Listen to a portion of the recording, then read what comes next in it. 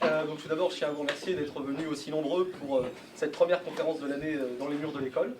D'ailleurs, j'en profite pour souhaiter la bienvenue à nos nombreux spectateurs extérieurs à l'établissement. Je m'appelle Nicolas Couvreau, je suis le responsable de critique de la réseau européenne à Sciences Po. Peut-être quelques mots de présentation de l'association avant d'entrer dans le vif du sujet. CRE a été créé ici même, il y a un peu plus d'1 an, à partir d'un constat partagé par l'ensemble de ses membres, qui étaient tous à l'époque étudiants à Sciences Po, et qui se désolaient tous de l'espèce d'unanimisme béat qui régnait dans l'Institut autour de l'Union européenne, de son bilan forcément positif, de ses perspectives d'avenir qui devaient nécessairement passer par une intégration supranationale toujours plus poussée. Donc nous avons décidé de prendre les choses en main et de contribuer modestement à faire émerger une autre voie sur ces sujets qui nous paraissent particulièrement importants. Bon, pour ceux qui ne le savent pas, nous sommes issus des horizons politiques les plus divers. Je suis personnellement gaulliste, mon ami Raphaël Edouard est au front de gauche. Voilà, ça vous donne une idée de l'ampleur de notre éventail. Voilà, écoutez, donc le projet depuis a fait des petits, puisque nous en sommes à 6 sections dans 6 établissements d'enseignement supérieur différents. 5 autres sont en voie de création, avec le même esprit et les mêmes objectifs. Donc cette conférence est une forme de conférence d'introduction. Son thème est l'Union européenne contre les nations, contre les démocraties. En effet, ces deux thèmes de la souveraineté nationale et la souveraineté populaire sont deux des thèmes principaux qui sous-tendent les débats autour de l'Union européenne. Bien évidemment, ces deux thèmes seront développés au cours de cette conférence. Néanmoins, il y a 2 exemples, à mon avis, qui sont très parlants. Tout d'abord, c'est le référendum sur la Constitution européenne de 2005, au cours duquel plusieurs peuples, dont le peuple français, ont voté non. Et ensuite, la Constitution européenne a été imposée sous une forme très peu modifiée par le traité de Lisbonne ensuite, ce qui peut être vu comme bafouant la démocratie et la souveraineté des peuples et des nations. De la même façon, les dernières élections européennes ont vu de nombreux peuples voter massivement pour des partis eurocritiques. On peut citer le UKIP au Royaume-Uni, le Sinn Féin en Irlande, Syriza en Grèce.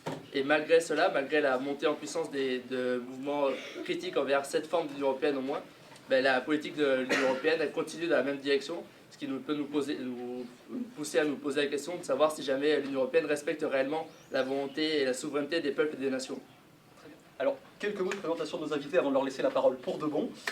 Bon, honneur aux dames. Donc, Coralie Delhomme, vous êtes journaliste et essayiste, spécialisée depuis de nombreuses années, je crois, dans les questions européennes. Non, en fait, je ne suis pas journaliste. C'est-à-dire que comme vous contribuez à de nombreux médias, je me disais qu'on pouvait vous attribuer ce titre, mais si vous n'avez pas de carte de presse, non. Bon, vous êtes essayiste, ça vous... Voilà, très bien. Bon. Donc, voilà, je vais reprendre les moyens. Donc, vous avez... C'est pas grave. Non, mais je vous en prie. Donc, vous avez notamment vous avez fondé le blog L'Arène Nue, ça je ne me trompe pas, qui traite particulièrement de ces sujets européens, pas uniquement, mais en grande partie. Vous contribuez régulièrement à de nombreux médias, on peut notamment citer votre tribune récente dans le Figaro sur le contrôle budgétaire des États-nations par la Commission, les nouvelles règles issues du traité de Lisbonne et tout ce qui l'a entouré. Et vous avez publié cette année un très bon essai intitulé « Europe, les États-Unis », dans lequel vous analysez de manière implacable les mécanismes de décision à l'œuvre dans l'Union européenne actuelle. Monsieur Manant, bon, écoutez, je me demande s'il est vraiment nécessaire de présenter Monsieur Manant à Sciences Po, puisque on peut estimer qu'une bonne moitié des étudiants aura lu son cours familier de philosophie politique pour se préparer au concours d'admission. Bon, et vous êtes évidemment philosophe, essayiste également, directeur d'études à l'EHESS depuis de nombreuses années. Vous avez publié de très nombreux ouvrages sur des sujets divers et il sera illusoire de tenter de les résumer aussi brièvement. Simplement, évidemment, dans l'optique du sujet d'aujourd'hui, on mettra en avant la raison des nations, publiée en 2006, dans lequel vous étudiez les racines et les évolutions de ces réalités européennes fondamentales que sont l'État, la nation et la démocratie. Donc, je me tais pour de bon et je laisse la parole à nos invités. Peut-être commencer par M. Manon, si ça ne pose pas de problème.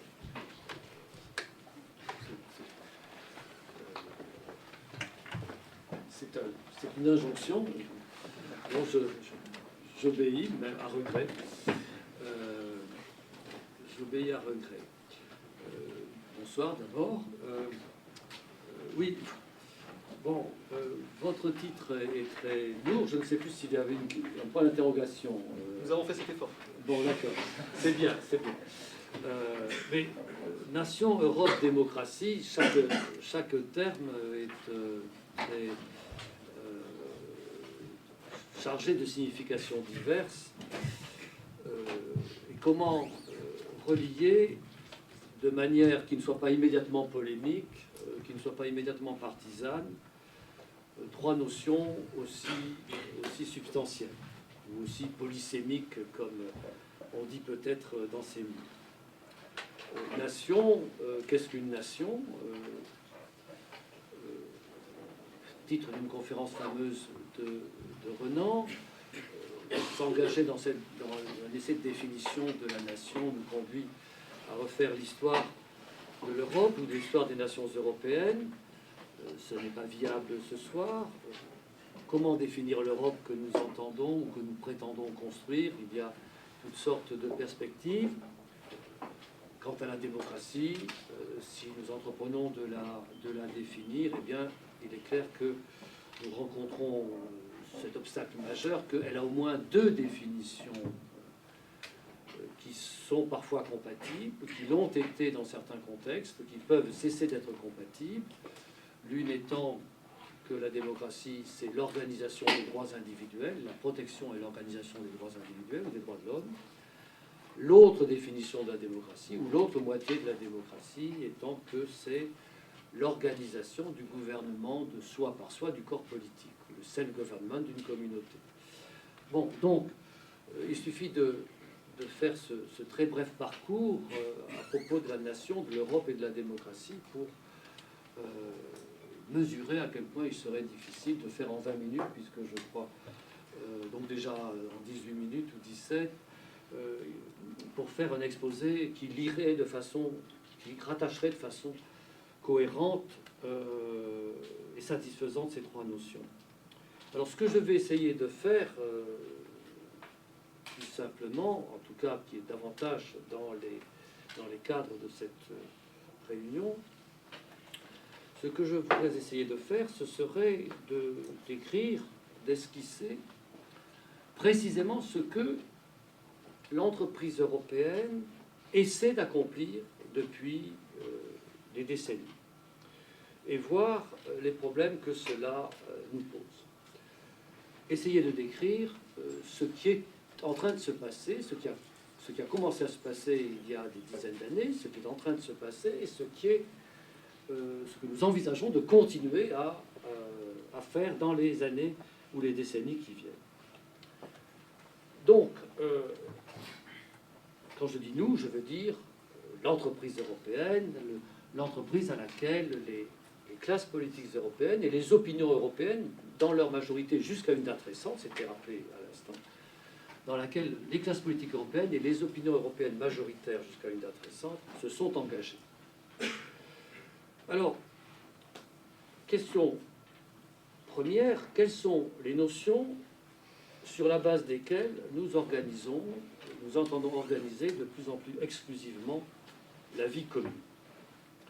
Quelles sont les notions qui résument pour nous aujourd'hui l'entreprise européenne?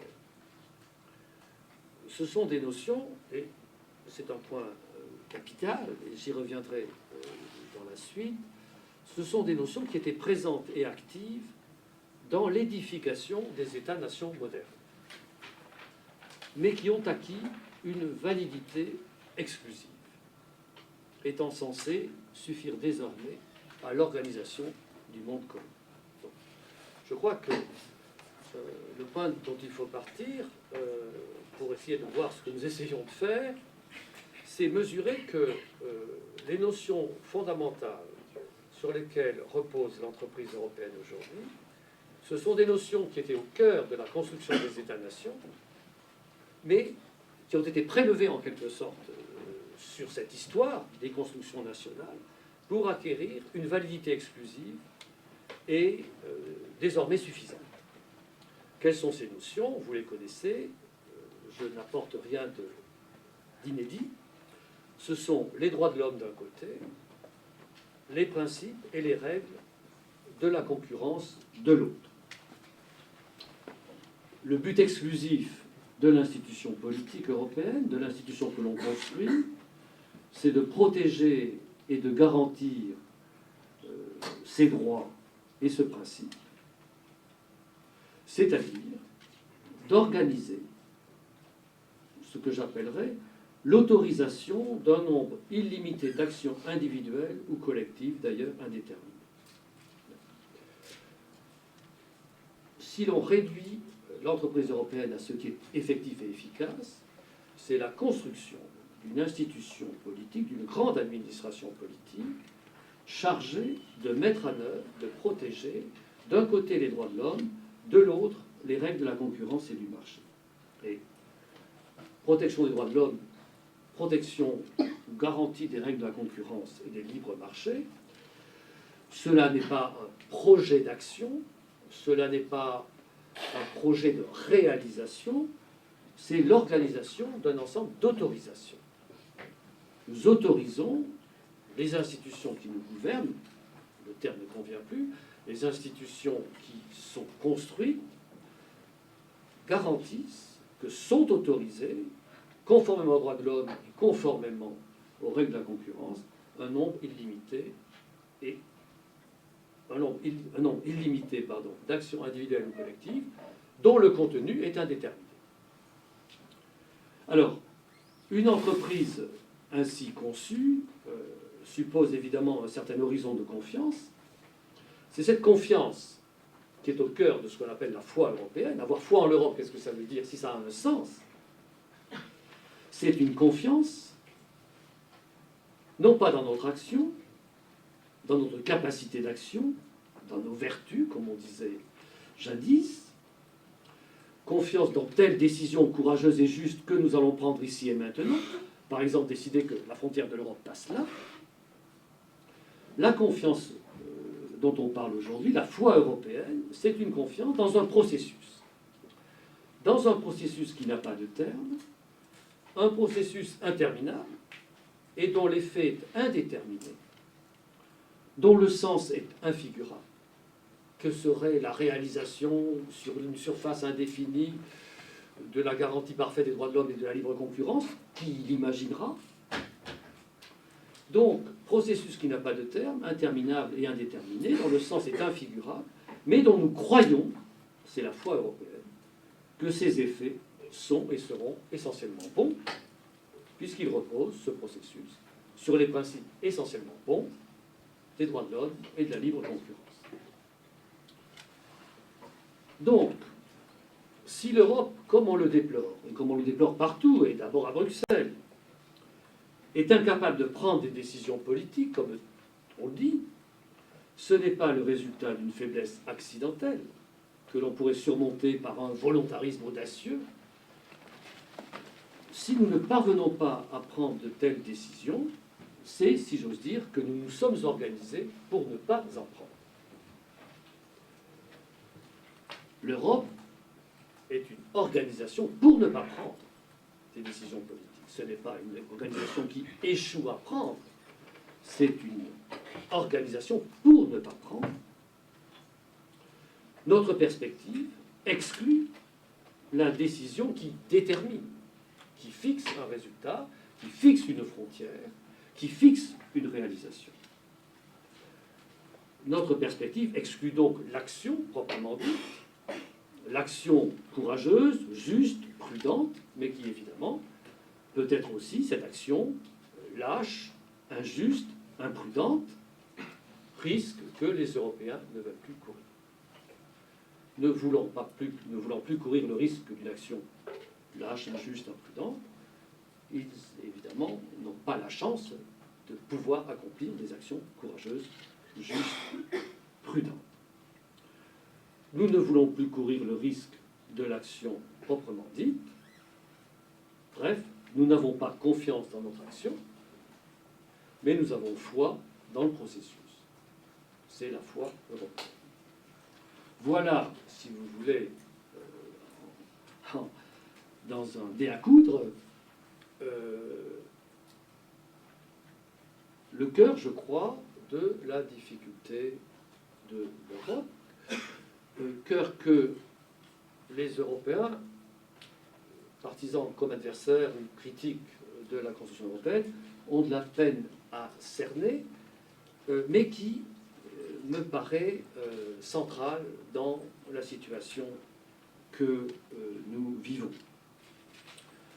2 remarques pour compléter et conclure ces brèves remarques introductives que nous pourrons, j'imagine, prolonger dans la discussion. Le premier point, la première remarque est importante.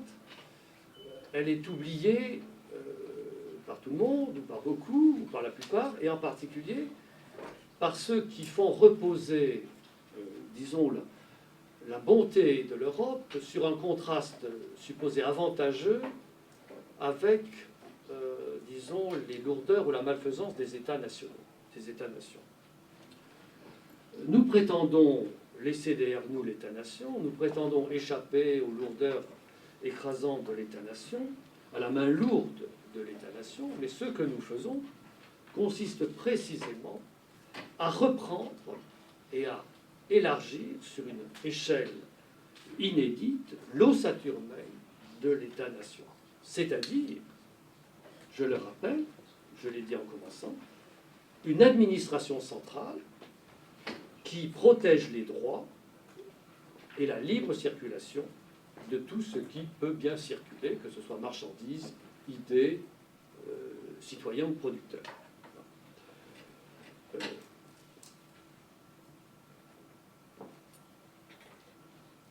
En somme, nous avons pris, l'Europe a pris des États-nations, ce dont tout le monde s'accorde à reconnaître qu'ils étaient en quelque sorte le facteur à la fois de consistance, mais aussi de lourdeur et de manque de mobilité de l'État-nation. Nous oublions, en tout cas, c'est-à-dire nous refusons d'accorder une pensée à ce qui a permis aux États-nations de vivre effectivement et de ne pas se réduire à cette construction institutionnelle qui se borne simplement à protéger d'un côté les droits individuels, de l'autre le marché qui était national et qui maintenant doit être européen. Et qu'est-ce qui a permis aux États-nations de vivre effectivement? Alors on dit la démocratie, bien sûr, la démocratie, ou les progrès vers la démocratie, ou la démocratisation, je suis bien d'accord avec cela, mais il y a quelque chose qui peut-être est plus, je vais dire quelque chose de risqué, de plus important encore que la démocratie, mais c'est d'ailleurs une condition de la démocratie effective, et c'est la construction d'une communauté d'éducation dans une langue commune. La construction d'une communauté d'éducation dans une langue commune, si on doit réduire, si on doit cerner ce qui est le plus précieux dans les nations européennes, c'est qu'elles ont été, au long des siècles et sous différents régimes, des communautés d'éducation dans une langue commune. Et il est clair que le type de construction institutionnelle dans lequel nous sommes engagés n'accorde pas une seconde, n'accorde pas la moindre pensée, commencement de la moindre attention à cette question, la question de l'éducation commune, dans une langue commune.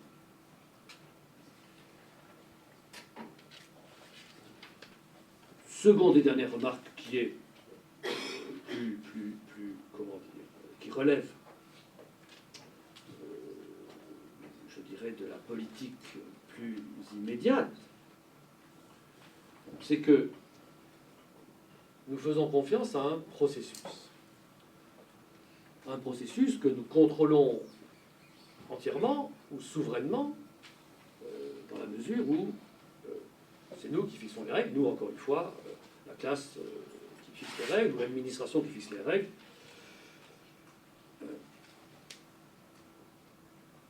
Nous n'avons pas une pensée dans cette démarche, nous n'avons pas une pensée pour le monde au-delà de notre démarche, au-delà de l'entreprise européenne. Notre posture ou notre démarche n'envisage que le processus que nous avons engagé il y a des décennies et qui va continuer indéfiniment.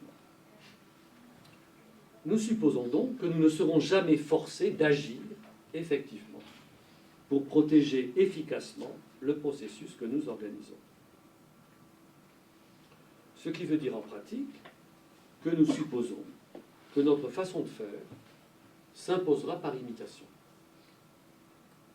que les autres non plus n'agiront pas, que les autres aussi s'engageront dans le processus, qui consiste, encore une fois, à garantir les droits et la libre circulation. Notre démarche suppose donc que le président Poutine, par exemple, ne s'emparera pas de la Crimée. Alors, ce que cette démarche a comme inconvénient essentiel, si je peux dire, quels que soient les épisodes que l'on peut, inconvénient qui va très au-delà de tel ou tel épisode récent, même si ces épisodes récents sont à prendre au sérieux, c'est que dès lors que nous ne raisonnons qu'en fonction de ce processus que j'ai essayé de dessiner très brièvement, nous nous mettons ainsi politiquement et, j'allais dire, et il faut dire, je crois, spirituellement, dans la dépendance et à la merci des autres. Car évidemment, les autres sont libres de désirer, de vouloir quoi que ce soit, puisque nous, notre travail consiste uniquement à organiser les conditions d'une action possible, comme j'ai essayé de l'esquisser brièvement. Que faire si les autres ne nous imitent pas? Et il semble bien que les autres ne soient pas très portés à nous imiter. Et donc, la foi européenne est primordialement foi dans ce processus, et elle comporte une foi subordonnée, en quelque sorte, une foi de second rang, qui est que les autres, d'une façon ou d'une autre, soit participeront à ce processus, soit ne songeront pas à l'entraver ou à l'attaquer. Et ce sont deux actes de foi qui me paraissent, pour employer une notion que j'ai mentionnée en passant, deux actes de foi qui me paraissent au moins imprudents. Voilà. Merci. Merci, monsieur.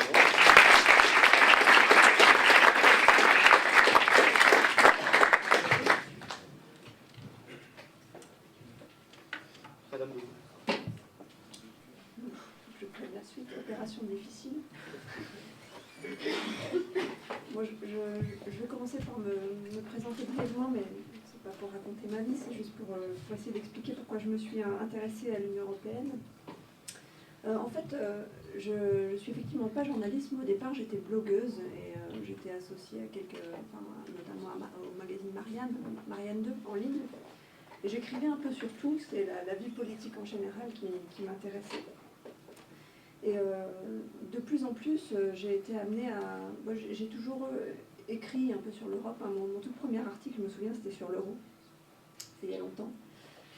Et j'ai été amenée petit à petit à m'intéresser de plus en plus à l'Union européenne parce que, en fait, je me suis rendu compte que finalement la vie politique nationale a, dans un sens, perdu un petit peu d'intérêt parce que on a l'impression qu'il se passe beaucoup de choses, il y a beaucoup de mouvements, mais en fait, rien de fondamental ne se passe. Et en fait, à y réfléchir, j'ai fini par avoir l'impression que c'était dû au fait qu'en fait, nous sommes surplombés par un cadre très contraignant, et que ce cadre, c'est l'Union européenne. Ce qui n'est pas tellement étonnant d'ailleurs, parce que quand on y songe, la question que pose l'intégration européenne, c'est la question de la nature de l'espace civique, en fait, c'est-à-dire de l'espace dans lequel on peut agir en commun. Et de deux choses l'une, soit c'est le cadre national, et à ce moment-là, le supranational pose vraiment problème, soit c'est le cadre européen, mais existe-t-il vraiment un espace civique européen? Pour l'instant, pas vraiment.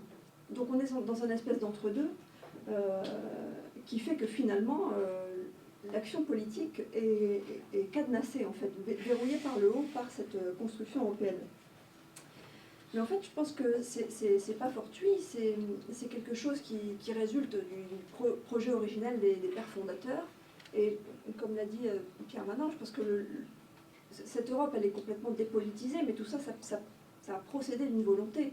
Et il me semble bien que c'était, depuis les origines, c'est ce qu'avaient voulu les pères fondateurs, en particulier parce qu'ils considéraient, sans doute à tort, mais que la politique était guerrière, que la nation était guerrière, que les peuples étaient guerriers. C'était l'expérience de la Seconde Guerre mondiale qui avait généré ces idées-là. Et ils ont voulu s'en sortir en créant un espace dépolitisé, un espace où finalement les passions des peuples seraient mises entre parenthèses et où tout serait déterminé par des experts. Et c'est ce qui s'est produit, c'est ainsi qu'a été créée la Communauté européenne du charbon et de l'acier, donc la CECA, et qui est l'ancêtre de la Commission, et c'est à partir de ce principe qu'est née l'Union européenne telle que nous la connaissons, avec ses organes techniques qui ont véritablement pris le pouvoir sur les peuples. Tout ça fait une construction très, très compliquée à comprendre, parce que ce soit la Banque centrale, que ce soit la Commission, que ce soit la Cour européenne de justice qui soit à l'œuvre, dans tous les cas de figure, ce sont des expertocraties avec des gens qui sont certes très compétents, mais qui font des choses très compliquées. Et tout ça est très difficile à faire comprendre aux gens. Et je pense que cette impression de complexité, d'excessive complexité, est le résultat d'un processus volontaire de retrait de leur capacité de décision au peuple. Donc j'ai voulu essayer de comprendre un peu toutes ces choses très difficiles qui sont la politique économique de l'Union, le droit de l'Union, etc., de les simplifier et de les mettre à la portée d'un peu tout le monde, parce que je crois qu'en fait le projet, il n'est pas si difficile que ça à comprendre. C'est vraiment le projet, c'est le projet de retirer au peuple leur capacité de décision et de soustraire, en fait, c'est une soustraction démocratique. Et tout ça a été bel et bien voulu. Alors, je pense que du coup, il faut peut-être, quand on parle de la construction européenne, se défier justement des discours trop techniques, parce que c'est ça en fait qui décourage les bonnes volontés, et en particulier qui décourage le simple citoyen de chercher à comprendre. Il a l'impression que c'est trop compliqué, que c'est trop technique, qu'il faut être économiste, qu'il faut être juriste. C'est pas tout à fait vrai. Je pense que les questions, en fait, la question principale, c'est celle de la souveraineté nationale, de la souveraineté démocratique. C'est en ces termes qu'il faut poser les questions, et pas en termes de technique juridique ou de technique économique. Parce qu'en fait, toutes les questions techniques sont subordonnées à celle-là, à cette question de la souveraineté. Par exemple, si on considère les questions juridiques, elles sont beaucoup moins abordées que les questions économiques. Et pourtant, elles ont une importance primordiale, parce que l'Union européenne est avant tout une construction juridique. Ça a été une construction par les traités, avant même qu'on mette en place l'Union économique et monétaire. Bien longtemps avant, on a signé des traités, et l'intégration européenne est partie comme ça. Or, la manière dont sont rédigés les traités et la manière dont cette rédaction a évolué, il y a eu un article récemment dans un journal suisse qui a été posté sur le Facebook de l'association, et qui explique très bien tout ça. La manière dont les traités sont rédigés et dont cette rédaction a évolué témoigne bien de cette volonté de soustraction démocratique dont j'essaie de vous parler. Et il montre bien que, en fait, ce qu'on a voulu faire, c'est du fédéralisme furtif, en fait, c'est-à-dire du fédéralisme sans le dire.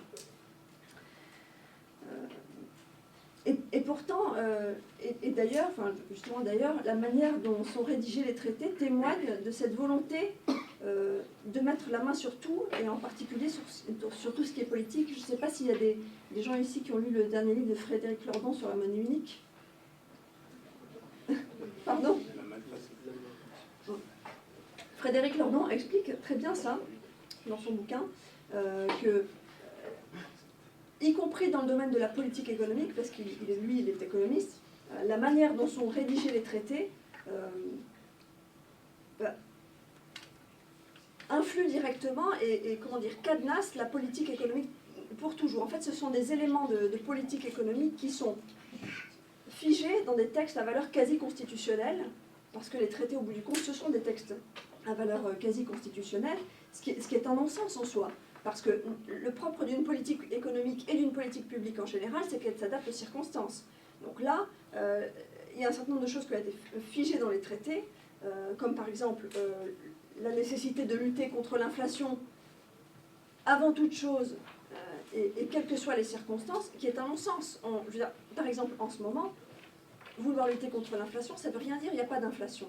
Sauf qu'en inscrivant tout ça dans le marbre des traités, on s'est privé de toute capacité d'action véritablement politique, c'est-à-dire de toute capacité d'adaptation aux événements. Autre problème que soulèvent les traités, qui est directement lié à cette affaire de souveraineté, c'est le problème de la légitimité des traités eux-mêmes. On peut se demander ce qui reste véritablement de la souveraineté des peuples quand des traités qui ont été certes débattus par le Parlement, mais qui sont exactement les mêmes que ceux qui ont été rejetés par les peuples, entrent malgré tout et par la force dans l'ordre juridique européen. Au bout du compte, l'ordre juridique européen tel qu'il existe dans les traités, il est légal, ça c'est certain, mais est-il encore légitime depuis 2005 et depuis Lisbonne 2008 ? C'est une question, je pense, qui mérite d'être posée. Et encore ça, c'est quand on examine le droit de l'Union européenne, simplement en se focalisant sur les traités. Mais si on va plus loin et qu'on regarde la question du droit dérivé, et qu'on s'intéresse un petit peu à l'action, notamment de la Cour européenne, de la CJUE, une Cour de justice de l'Union européenne, et ce qu'elle était avant la Cour de justice des communautés, on s'aperçoit que de manière jurisprudentielle ont été générés des principes qui désormais s'imposent et qui limitent considérablement la capacité du législateur. Donc là encore, ce sont des principes qui sont en particulier celui de la primauté du droit européen sur les droits nationaux, qui ne sont pas neufs, qui remontent aux années 60. Et que personne vraiment ne connaît, parce que l'action de la Cour est très, très peu connue. En fait, c'est un organe qui est encore assez puissant, mais dont l'action est relativement méconnue. C'est essentiellement dû au fait que la question de l'Europe est toujours abordée sous l'angle économique, pas assez sous l'angle juridique, et c'est vraiment dommage, parce que quand on se plonge dans les arcanes juridiques du bidule, c'est assez fascinant en fait. C'est assez fascinant de ce que le droit dit en fait de ce modèle de société entre guillemets qu'on a voulu créer. Donc la Cour de justice européenne a inventé un principe qui est celui de la primauté du droit européen sur les droits nationaux à l'occasion d'un acte jurisprudentiel, c'est-à-dire une décision qu'elle a prise en se référant à elle-même, parce que ça a été créé, ça a été généré par cet organe, la Cour, qui est un organe technique et non pas politique, et qui échappe à tout contrôle démocratique. Voilà, donc pour en revenir à ce que je disais au début, je pense que la question de l'Europe, même si elle apparaît très technique, doit avant tout être posée en ces termes, en des termes politiques, et elle doit être en permanence ramenée à la question de la souveraineté. C'est ça le vrai problème en fait. Parce que tout ce qui se fait dans l'Union, on vous dira toujours que c'est légal et c'est vrai. Le problème, c'est que cette Europe a généré une espèce de distorsion entre la légalité et la légitimité. Pour être légitime, normalement, une loi, enfin un texte juridique, il doit être voté par les représentants du peuple. Là, c'est plus du tout ça qui se passe en fait. C'est du droit, le droit de l'Union, c'est du droit qui s'autogénère en fait, avec une Cour de justice qui fabrique de la jurisprudence de manière autonome, une Commission européenne qui a l'initiative, à laquelle revient l'initiative de manière exclusive des textes, qui elle encore n'est pas un organe soumis à contrôle démocratique, mais qui est une administration, et donc ce sont des administrations qui produisent du droit, auquel ensuite elles se réfèrent et qu'elles appliquent de manière stricte. Alors certes, c'est toujours légal, mais où est la légitimité de ce droit ? On peut se poser la question. Donc, toujours parler des questions, évoquer la question de l'Union en pensant à ça, en fait, en se disant, non pas l'Europe, mais la manière dont l'Union européenne, en tant qu'entité institutionnelle, s'est construite, n'a-t-elle pas finalement porté un coup fatal à la démocratie? Et sommes-nous encore dans un cadre démocratique stricto sensu? Et cette question, elle se pose quand on évoque les questions juridiques, elle se pose aussi quand on évoque les questions économiques. Ce sont les plus souvent débattues. Les économistes, un certain nombre d'économistes critiques, un certain nombre d'économistes ont pris le pouvoir sur ces questions. Ils ne sont pas tous critiques, mais ceux qui leur répondent de manière la plus pertinente sont aussi des économistes, notamment tous ceux qui acceptent de débattre des questions monétaires, de remettre en cause l'existence de l'euro, etc. Mais quand on évoque la question de l'euro et qu'on est un économiste, même si on est critique, on l'évoque toujours de manière très technique. On se pose la question de savoir si l'euro est surévalué. On se pose la question de savoir si une monnaie unique peut convenir à des États différents, et donc la question de l'eurodivergence entre les États d'Europe du Nord et les États d'Europe du Sud. On se pose la question de si on sortait de l'euro, qu'est-ce qu'on ferait de la dette? Sauf que toutes ces questions techniques, même si elles sont très intéressantes, font abstraction en fait de la vraie question qui est une question politique. Enfin, la question de la monnaie, le fait de battre monnaie, le fait qu'on ait délégué le pouvoir de battre monnaie à une entité supranationale, c'est très au-delà de l'économie, on est très au-delà de l'économie. De la même façon, aujourd'hui, là on l'a vu à l'occasion des débats qui sont apparus autour du budget de la France, qui a failli être rejeté par la Commission européenne, le fait que le vote du budget, le fait que le vote du budget, qui est quand même, si vous voulez, le consentement à l'impôt, le vote du budget, c'est le cœur en fait de la démocratie parlementaire. Enfin, le Parlement, l'acte majeur du Parlement, c'est de débattre et voter le budget. Le fait qu'aujourd'hui le budget soit soumis à Bruxelles, avant même que les parlementaires aient pu en débattre, ça pose quand même question. Ça pose quand même question. Donc même quand on veut s'intéresser à l'économie, on finit par s'apercevoir que le problème majeur, c'est pas tant la question de la croissance, la question du coût du travail, la question de la dette, la question de... Mais que nous reste-t-il, en fait, pour conduire des politiques économiques quand on n'a plus la monnaie et quand on n'a plus le budget? Il ne reste plus rien. Il reste le coût du travail. Donc pour redevenir compétitif quand on n'a plus ni budget ni monnaie, qu'est-ce qu'on fait? On abaisse indéfiniment le coût du travail. Au risque d'entretenir la crise d'ailleurs, et c'est d'ailleurs ce qu'on voit aujourd'hui.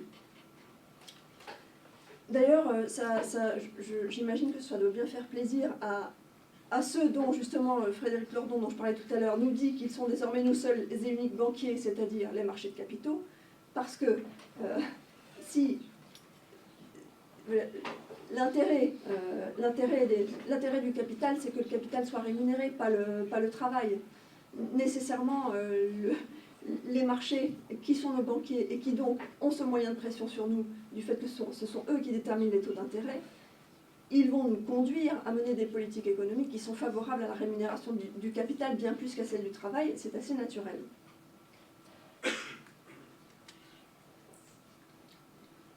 Donc, si on veut s'intéresser aux questions juridiques, si on veut s'intéresser aux questions économiques, il ne faut pas oublier de les passer au crible de cette question originelle qui est de savoir qu'est devenue la démocratie. Sommes-nous encore dans un cadre, sommes-nous encore véritablement des pays souverains? Là, j'aurais tendance à dire qu'il y a des pays qui sont plus souverains que d'autres au sein de l'Union européenne. C'est un peu paradoxal parce que c'est censé être une union de peuples libres, hein, c'est ce qui se dit, hein, c'est ça qui est censé être tellement merveilleux. Sauf que le cadre, on ne sait pas quel est le cadre en fait, dans quel cadre on s'inscrit, quelle est la nature de l'espace civique dans lequel on peut agir aujourd'hui. Est-ce que c'est l'espace national? Et si ça ne l'est pas, qu'est-ce que c'est? Est-ce que l'Europe est un État fédéral? Elle ne l'est pas non plus. Donc qu'est-ce que c'est de connu? au bout du compte, est-ce que ça ressemble pas, et c'est ce que certains auteurs défendent, est-ce que ça ressemble pas plus ou moins à un empire? Non mais c'est pas drôle. J'ai été amenée à lire la pièce de Bernard-Henri Lévy sur l'Europe. C'est pas inintéressant, c'est pas très marrant d'ailleurs. Mais il donne, c'est assez fascinant, il donne à un moment plein d'exemples de tentatives précédentes d'unification de l'Europe. Et il ne donne, alors il parle de l'empire de Charlemagne, il parle de l'empire des Habsbourg, il égrène les exemples comme ça pour montrer qu'il y a une passion unificatrice au sein de l'Europe. Mais au bout du compte, tous les exemples qu'il donne sont des exemples impériaux. Donc ça laisse quand même à réfléchir. Donc, si on est dans un cadre partiellement impérial, ça veut donc dire qu'il y a un centre, et ça veut donc dire qu'il y a une périphérie. Les pays de la périphérie sont-ils encore souverains ? Plus tellement pour certains d'entre eux. Il y a des pays qui ont véritablement perdu toute souveraineté. La Grèce est aujourd'hui un pays, c'est le cas extrême. Personne ne veut en entendre parler parce que les Grecs ne payent pas leurs impôts, paraît-il. Mais il faut quand même en parler. C'est un pays qui a été ruiné c'est un pays qui a été ruiné, qui a été sciemment ruiné. Je veux dire, ce qu'a fait la torture que la Troïka a fait subir à la Grèce, c'est quand même bien réel. C'était des gens qui vivaient normalement avant, qui ont perdu 25% de leur PIB, c'est quand même pas rien, c'est énorme. Bon. Et puis d'ailleurs, c'est un peu inquiétant que la France, qui est censée être le pays des... D'ailleurs, que l'Europe, qui se targue d'être en permanence un modèle en matière de droits de l'homme, que l'Europe ait non seulement toléré ça, mais les commandité. Genre, le jugement de l'histoire sur cette affaire, je ne voudrais pas être là pour voir, parce que... Bon. Donc il y a véritablement, je pense, des pays qui sont plus ou moins souverains en Europe. C'est très paradoxal. Ils ont tous voté les mêmes traités, mais il y a une espèce de tyrannie par la dette qui s'exerce sur un certain nombre de pays. La dette, elle a été fabriquée. Hein. Le fait qu'on ne puisse plus emprunter auprès de la Banque centrale, ça a généré de la dette, évidemment. On emprunte auprès des marchés, ils fixent des taux d'intérêt, la dette s'accumule, elle grossit, et après on dit aux gens que vous êtes trop endettés. Ben, oui, et on continuera à l'être, parce qu'elle continue à être... Elle continue la dette à s'amplifier, et c'est normal, tout y contribue. C'est une dette fabriquée, et qui est en même temps utile à exercer une pression. Elle a été fabriquée, elle est pérennisée par l'absence d'inflation, parce que l'inflation bouffe la dette. Donc, s'il n'y a pas d'inflation, on a de plus en plus de dettes, par l'absence de croissance. S'il n'y a pas de croissance, il y a moins de rentrée fiscale. Si le PIB diminue quand on est en récession, le taux d'endettement, dette sur PIB s'accroît, etc. Et donc cette dette, elle sert véritablement à soumettre, elle permet de soumettre ces pays dits de la périphérie, qui sont essentiellement les pays d'Europe du Sud, mais il y a aussi des pays du Nord qui sont très endettés. D'ailleurs, l'Allemagne est un pays endetté, qui commence à se désendetter, mais c'est pas très récent.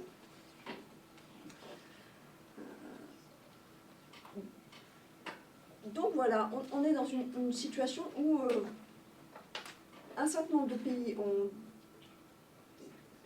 ont vu leur souveraineté se sectionner à un moment. Ils sont moyennement souverains, et il y en a d'autres qui ont réussi malgré tout à préserver leur liberté, enfin au moins pour un certain temps, et en particulier l'Allemagne, parce que la montée en puissance de l'Allemagne au sein de l'Europe depuis la réunification allemande, elle est assez spectaculaire. Enfin, c'est un pays qui...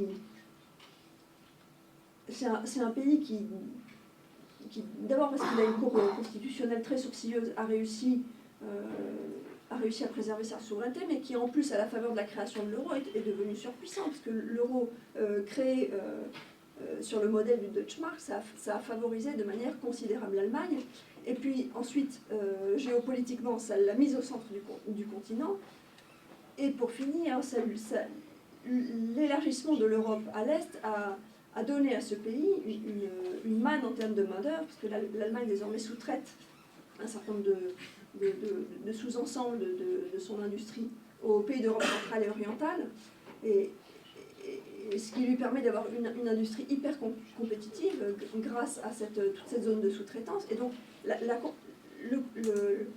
les deux choses en fait, réunification d'une part, élargissement d'autre part de l'Union européenne, ont vraiment énormément favorisé l'Allemagne. Donc, au bout du compte, on se trouve dans une situation où on est dans un espace où il y a véritablement le centre qui a préservé pour partie sa souveraineté et la périphérie dont il n'est pas impossible qu'on commence un peu à faire partie, qui l'a perdue ou qui est en train de la perdre.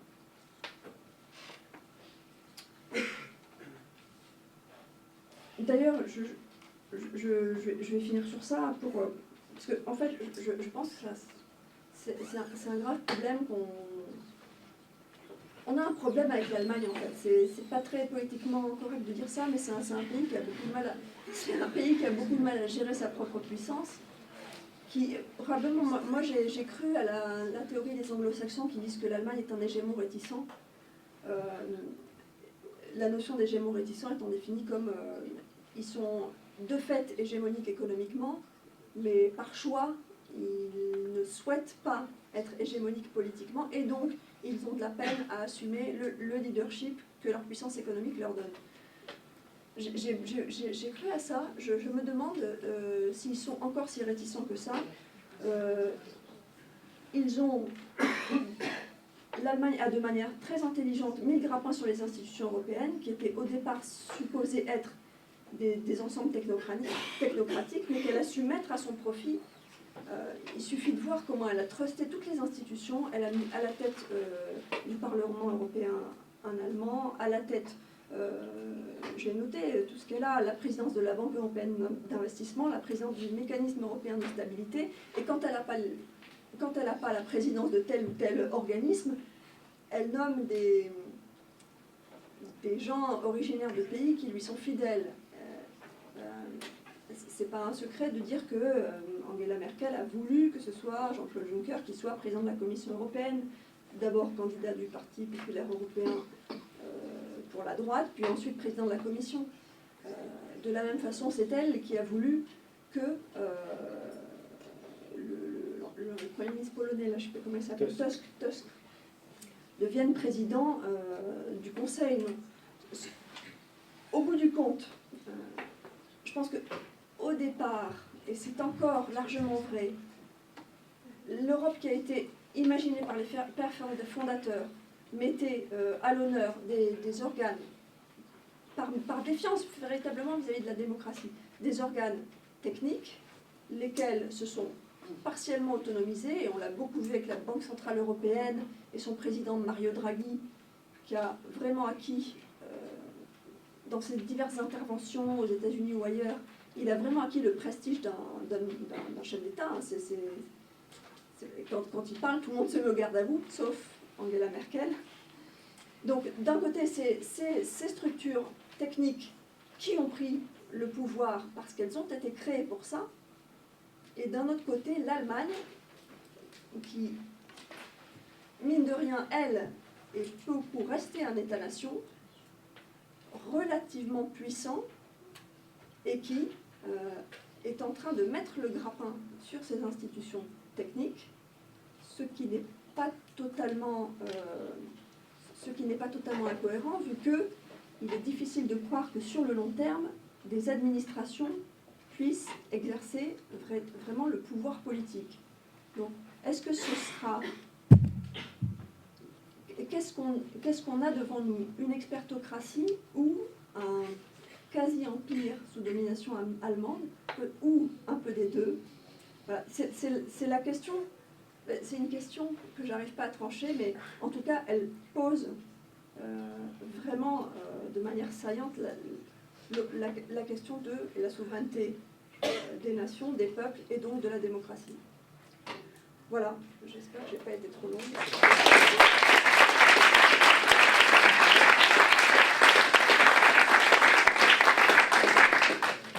Avant que nous passions aux échanges avec le public, aux questions-réponses, peut-être avez-vous déjà une réaction, monsieur le président? Non, je suis parfait. Je crois que je suis entièrement d'accord avec ce que vous venez d'entendre.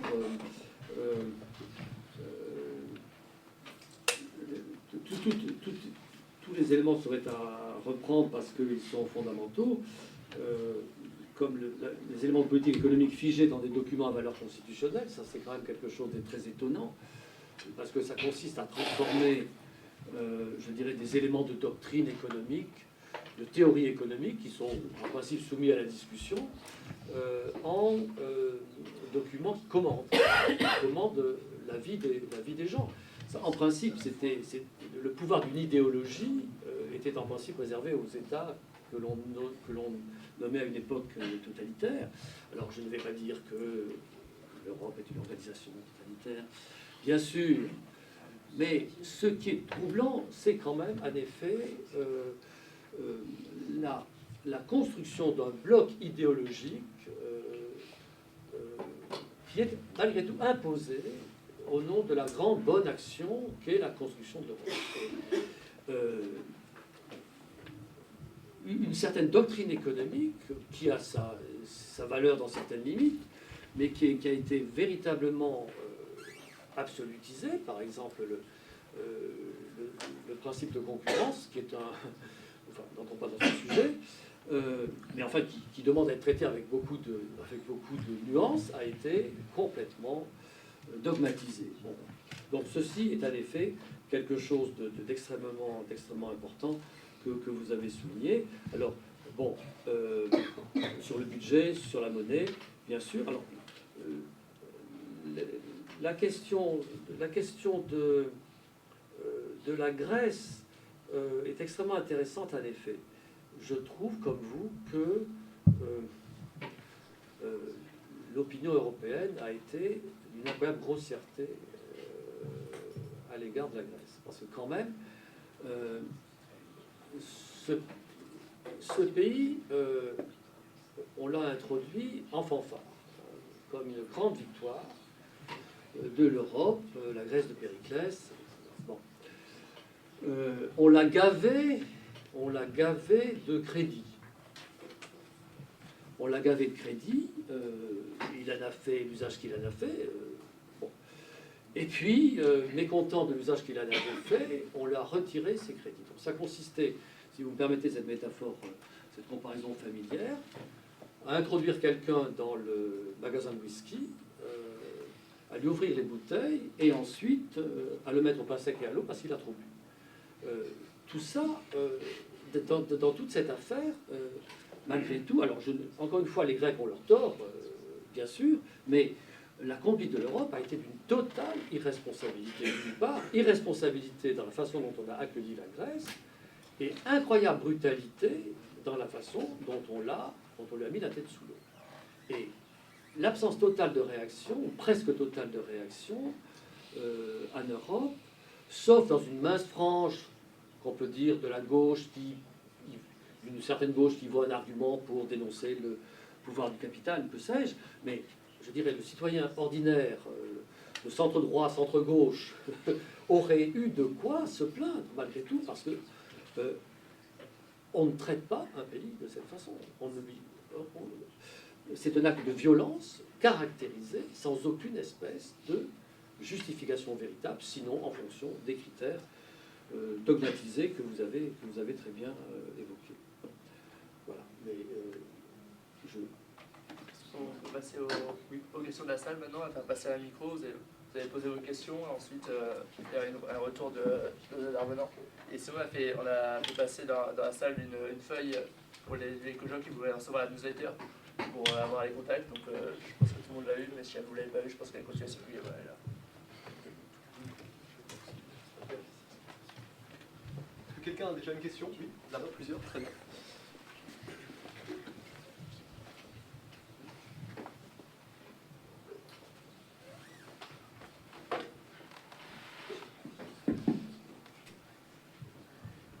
Bonjour, bonsoir plutôt. Je vous remercie en tout cas pour votre propos, c'était très très intéressant. Et j'aurais voulu rebondir sur la question de l'Empire. Alors c'est une question pour Madame Delhomme, mais aussi pour Monsieur Manon, puisqu'il en parle dans son cours, il me semble, de philosophie politique, son cours familier de philosophie politique. Alors ma première question, c'est de savoir, est-ce que l'Union européenne n'est pas simplement un subimpérialisme? c'est-à-dire un impérialisme comme l'impérialisme brésilien, notamment en Amérique latine, qui agit dans son aire géographique, mais qui reste sous domination d'un autre empire. Donc je vais le dire, hein, l'empire américain qui se cache derrière. Donc ma question, c'est de me dire finalement, les États-Unis agissent bien dans l'Union européenne, ils essaient de nous imposer le TAFTA, ils ont par exemple voté la visibilité des comptes bancaires des Européens sous prétexte de lutte contre le terrorisme.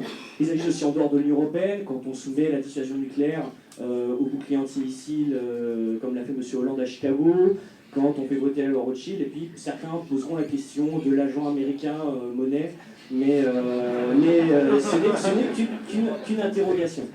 Alors je voulais vous demander, est-ce que vous ne pensez pas justement que c'est simplement l'Union européenne est un subimpérialisme? Et je voulais demander à M. Manan s'il pense toujours que, comme il le dit dans son livre, les USA sont, comme l'empire d'Alexandre le Grand, un empire fondamentalement bienveillant. Voilà. Donc je vous remercie. Le seul, c'est qu'on enchaîne les questions et qu'ensuite on laisse un temps pour l'intervenant à la fin pour répondre aux questions.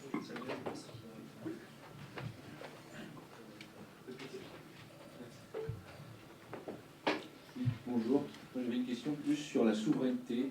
Est-ce que vous pensez que la souveraineté est un tout qu'on ne peut pas séparer?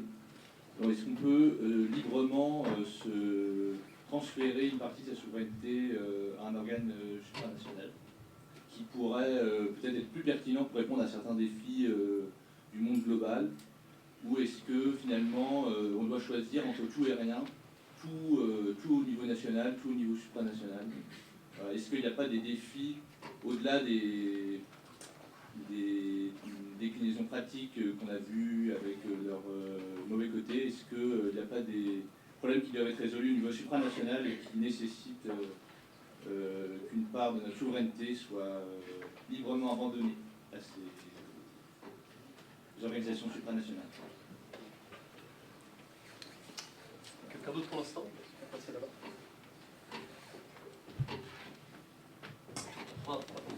Nous ne prendrons pas non plus trop de questions d'un coup, il faut que nos invités puissent répondre.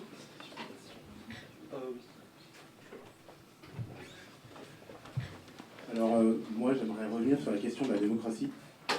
Au départ de son exposé, en fait, M. Pierre Manan a donné deux définitions de la démocratie.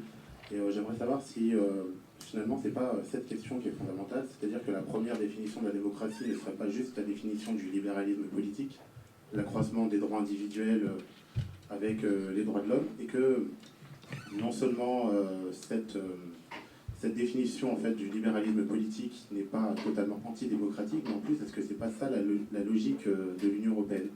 C'est-à-dire quand Coralie Delhomme disait que l'Union européenne relevait du juridisme et de l'économie, ou de l'économicisme, il faut se rappeler par exemple que Karl Marx disait des droits de l'homme, déjà qu'il relevait d'une vision juridique de la société.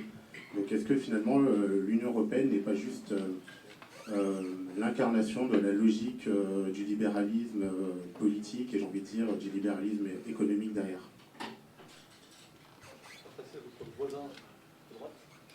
Bonsoir, Nicolas Asla, en Master Relations Internationales. Je voudrais vous remercier, Madame Delhomme, pour avoir un peu porté la charge contre l'Allemagne.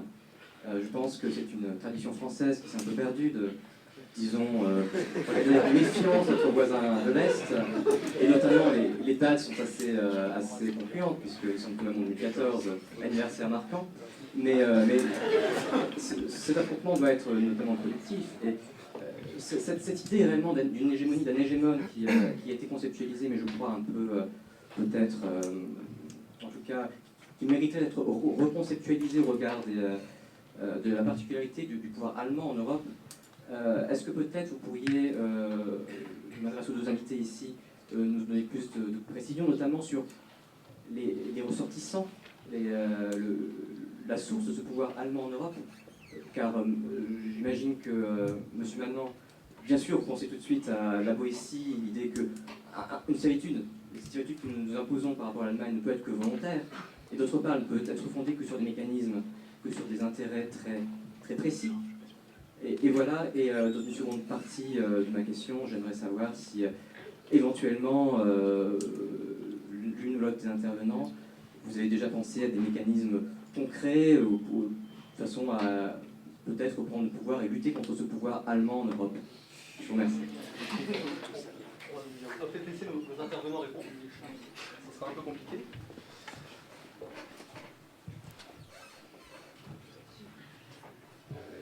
Sur la question de l'Europe dominée par les États-Unis,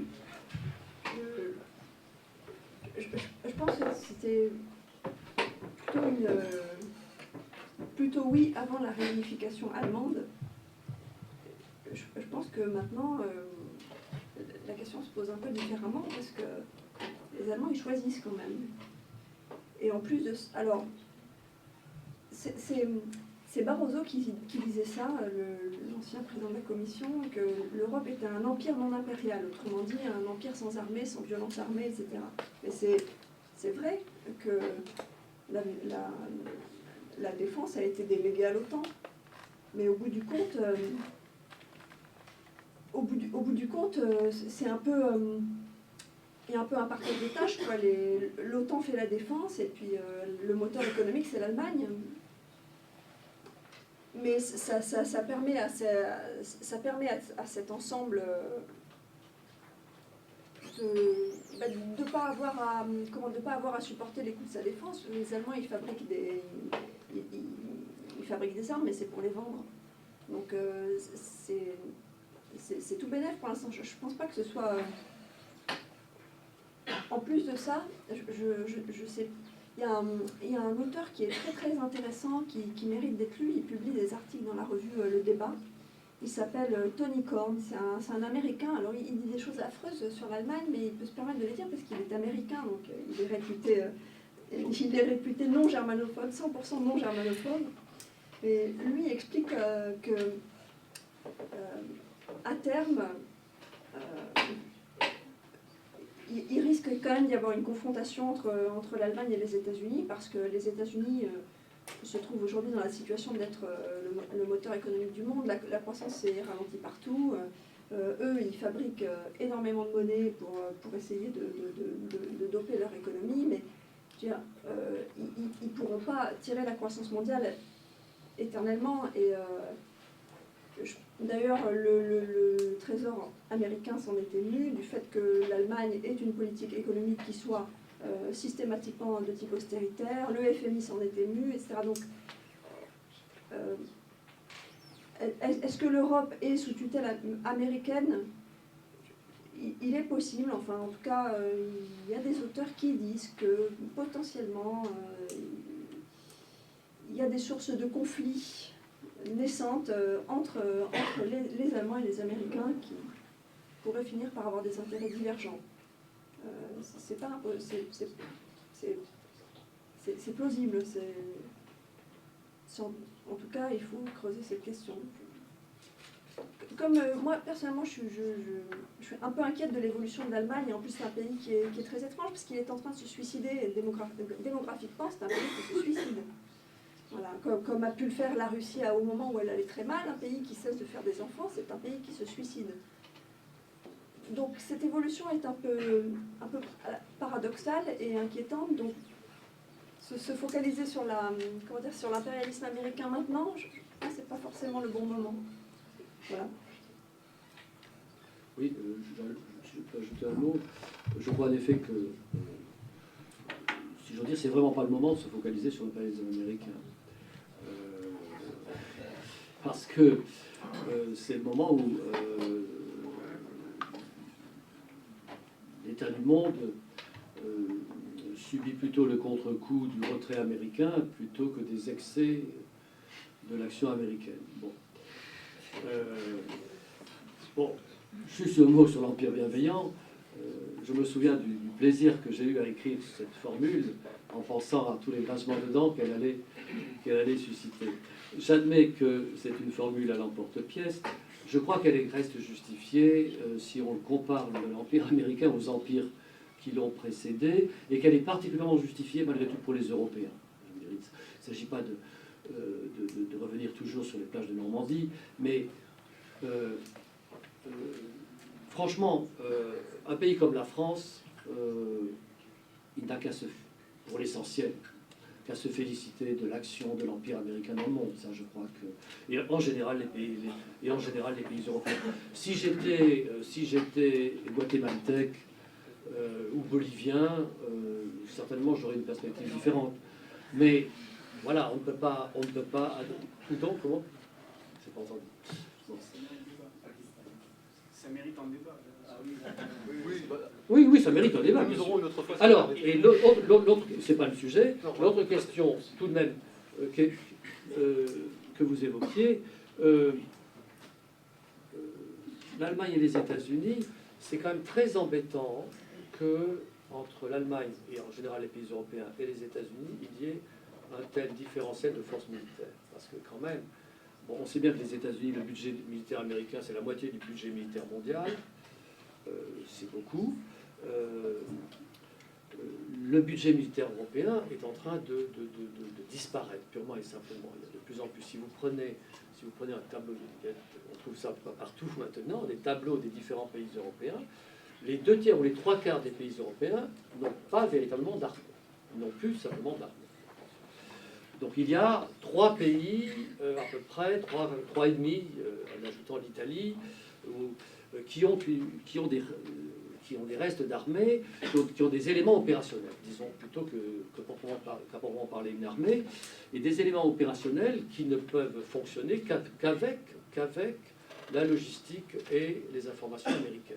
Parce que Madame Thatcher était très fière de son exploit au Malouine, mais tout était fait sous protection et direction des satellites américains. Bon.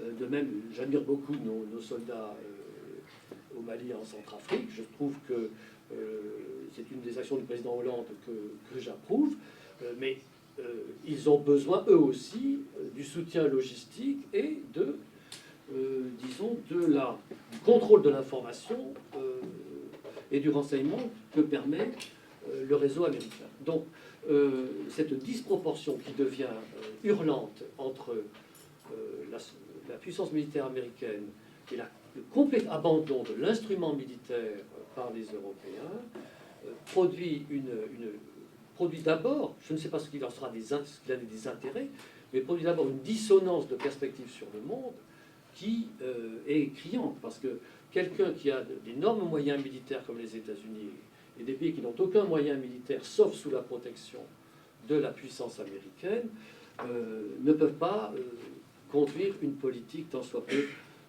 je crois, cohérente. Et c'est une chose qu'on aurait pu ajouter dans nos exposés précédents. Un des aspects de la non-Europe, c'est quand même l'absence de la non-Europe politique, c'est l'absence de solidarité militaire entre les pays européens. On nous a annoncé périodiquement que 50, 60, non 200, 300, 400 soldats européens venus de notre pays viendraient soutenir nos soldats au Mali, en Centrafrique. Il n'en est plus question ni trace. Donc il y a là la sous-estimation par l'Europe de l'instrument militaire et de l'importance du rôle tout simplement de la force dans la vie du monde, est un des aspects les plus immédiatement dangereux du point de vue que les Européens ont adopté sur le monde et ce qu'ils font dans le monde. Nous pouvons peut-être passer à la deuxième question qui portait sur la souveraineté. La souveraineté peut-elle se diviser? Je résume très brièvement.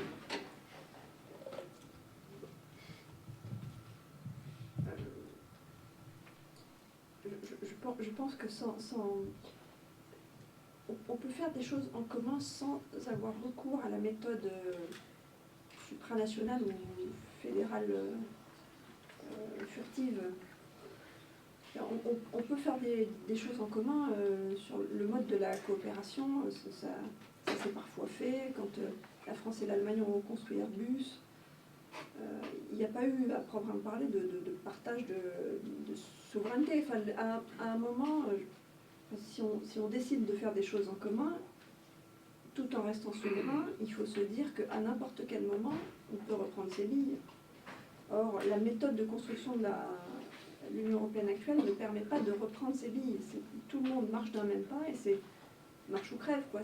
Les 28 ont signé les mêmes traités et donc les 28 pays vont dans le même sens et pour tout. C'est pas la bonne méthode. La méthode normale de coopération entre divers pays, c'est pas la dilution de la souveraineté, c'est la coopération, c'est de la diplomatie en fait.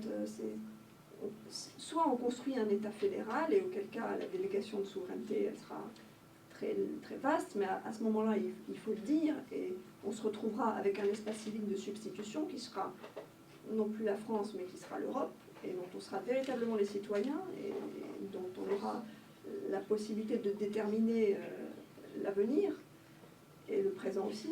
Soit on continue à être des nations et à ce moment-là c'est de la coopération internationale qu'on fait. On peut pas se défaire de sa souveraineté. Ou alors ça doit être très ponctuel et résiliable à tout moment. On peut pas je vois pas comment on peut figer dans le marbre des délégations de souveraineté qu'on ne pourrait pas reprendre. Soit le peuple est souverain, il peut reprendre ses billes à n'importe quel moment, soit il ne l'est pas du tout.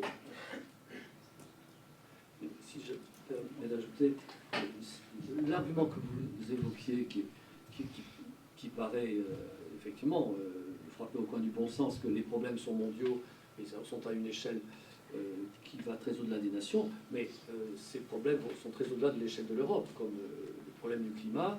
Donc si c'est un argument pour transférer la souveraineté, alors il faut que la Chine, les États-Unis, le Brésil, l'Australie transfèrent eux aussi leur souveraineté à qui? À quoi?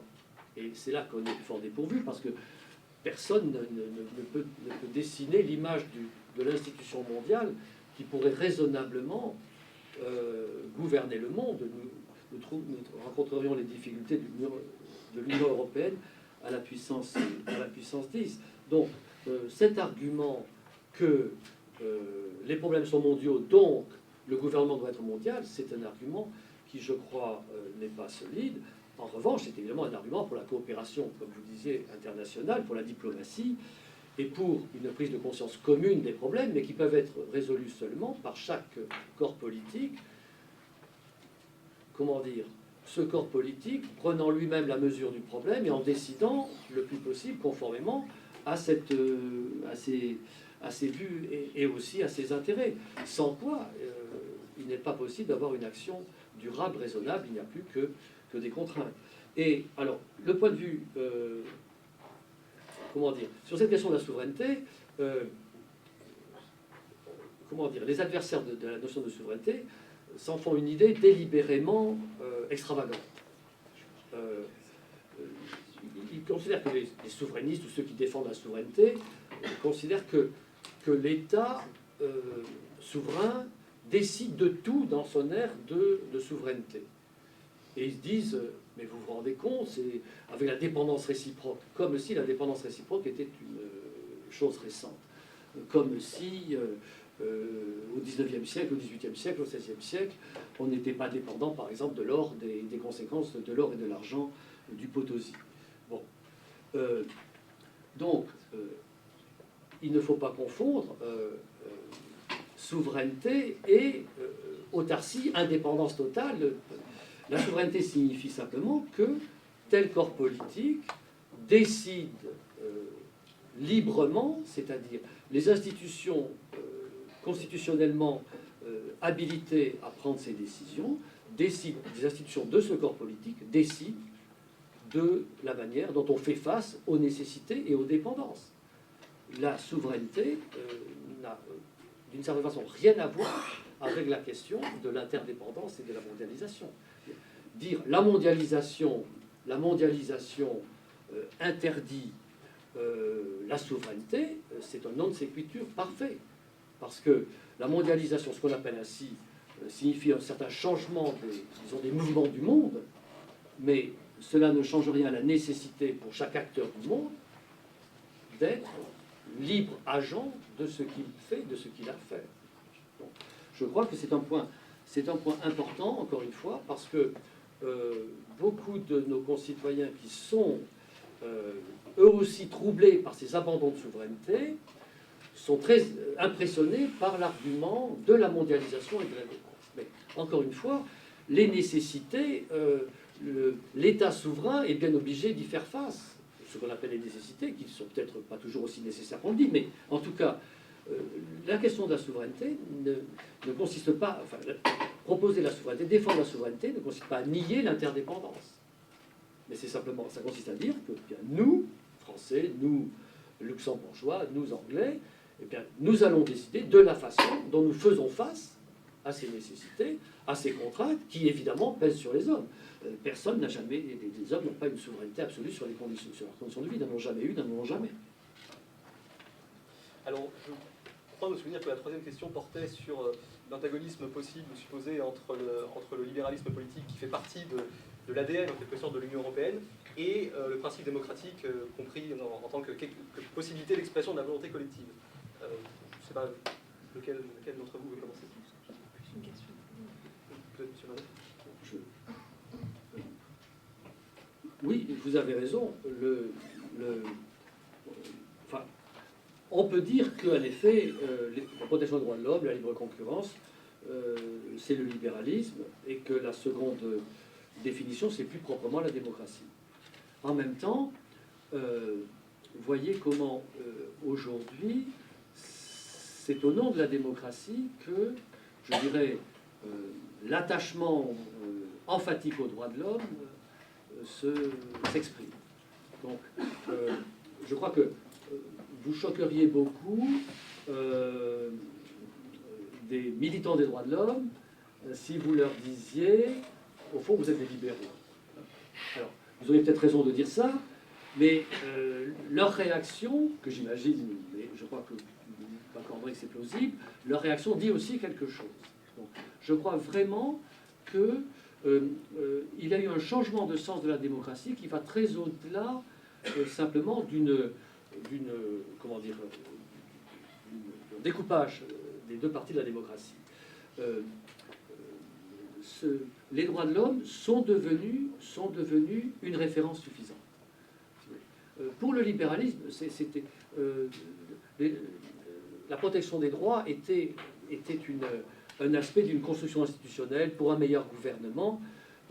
Ça n'avait pas le caractère de religion que les droits de l'homme ont acquis aujourd'hui. Dans la démocratie des droits de l'homme, il y a au fond cette idée que les hommes peuvent faire association simplement par la contagion de la reconnaissance réciproque des droits. Il y a cette confiance extraordinaire, qu'on peut dire religieuse, en mon sens, dans la contagion du respect réciproque des droits de l'homme, qui est l'horizon, si vous voulez, je crois, du sentiment démocratique aujourd'hui, qui nous met dans une configuration assez différente, si vous voulez, de la problématique libérale stricte. Mais, et d'autre part, une seconde remarque, en réalité, si vous voulez, je crois que à une époque, il y avait des libéraux, des gens qui voulaient être libéraux mais pas démocrates, et aujourd'hui, il y a beaucoup de gens qui veulent être démocrates sans être libéraux. Je crois que originellement et fondamentalement, les deux sont inséparables. C'est-à-dire qu'après tout, la Révolution française, la Déclaration des droits de l'homme et du citoyen, si l'on veut une communauté qui se gouverne librement elle-même, il faut que les sujets qui vont se gouverner librement soient eux-mêmes des hommes libres. Et il faut donc qu'ils puissent jouir des droits de l'homme libre. Donc, je crois que les deux sont ce qu'on appelle le libéralisme et la démocratie du self-government sont inséparables dans la forme démocratique originelle en Europe. Dès lors, évidemment, j'ajoute juste ceci, la réduction institutionnelle dont je parlais de la fonction politique à la protection des droits mutile évidemment la démocratie. Et l'idée qu'en somme, une administration par certaines règles, même si ce sont des bonnes règles puisqu'elles protègent les droits, une administration de la vie commune par des bonnes règles qui sont mises en œuvre par des experts, nous fait sortir en effet de l'ordre démocratique. Et plutôt que d'empire, bon, parce que la notion d'empire est pertinente, mais elle est si polyvalente, les références historiques sont si diverses, elle est difficile d'usage. Plutôt que la notion d'empire, j'emploierais volontiers la notion de despotisme éclairé. Parce que si vous prenez le despotisme éclairé, se développe dans une période assez comparable à la nôtre, n'est-ce pas? Le despotisme éclairé se développe dans une période de grand progrès économique et social, le XVIIIe siècle, de progrès des droits, et l'on a l'idée que les peuples sont attachés à leur religion, ils sont attachés à leur langue, ils sont attachés à leurs habitudes, à leurs coutumes, et tout ça ralentit le progrès. Ils ont des corporations, ils ont des... donc, l'administration centrale, chez nous, pensons à une figure comme celle de Turgot, n'est-ce pas? L'administration centrale veut les mettre en mouvement, libérer supprimer les frontières, c'est dans le marché intérieur, mais pour nous c'est le marché extérieur, bon, supprimer les frontières et imposer les bonnes règles d'en haut, puisque, encore une fois, les peuples sont considérés comme immatures. Et je crois que nous sommes dans cette configuration. Tu veux ajouter quelque chose sur ce sujet? Non, non. La quatrième question portait sur l'Allemagne, notre rapport à l'Allemagne, mais je pense pouvoir dire que le sujet a été déjà en grande partie balayé. Est-ce que vous souhaitez ajouter quelque chose à ce propos? Oui, simplement vous disiez, on a malheureusement perdu cette habitude de taper sur l'Allemagne. L'objet, c'est pas de taper. L'objet, c'est pas de taper sur les Allemands.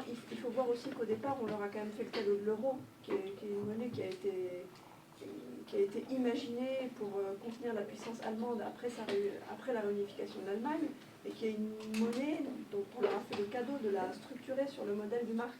Donc nécessairement, ça ne pouvait que leur bénéficier. La Banque centrale européenne s'est beaucoup affranchie, mais au départ, elle fonctionne exactement sur le modèle de la Bundesbank. Donc on leur a fait ces concessions. Aujourd'hui, par la suite, ils en ont beaucoup profité. Cette monnaie, pour eux, n'est pas trop chère parce qu'ils ont une compétitivité hors coût qui est très importante, mais ils ont également développé des moyens de détourner, de maîtriser leurs coûts via la sous-traitance au sein des pays d'Europe centrale et orientale, etc. Donc l'euro leur a beaucoup servi, mais en même temps, c'est un fil à la patte. Parce qu'aujourd'hui, ils se retrouvent de fait, et même si Angela Merkel passe son temps à dire qu'elle veut préserver le contribuable allemand, ils se retrouvent de fait embarqués dans une aventure où il n'est pas sûr du tout que le dit contribuable soit in fine préservé, puisqu'ils sont embarqués dans l'aventure du mécanisme européen de stabilité, de tous les mécanismes de solidarité dont ils voudraient bien se défaire.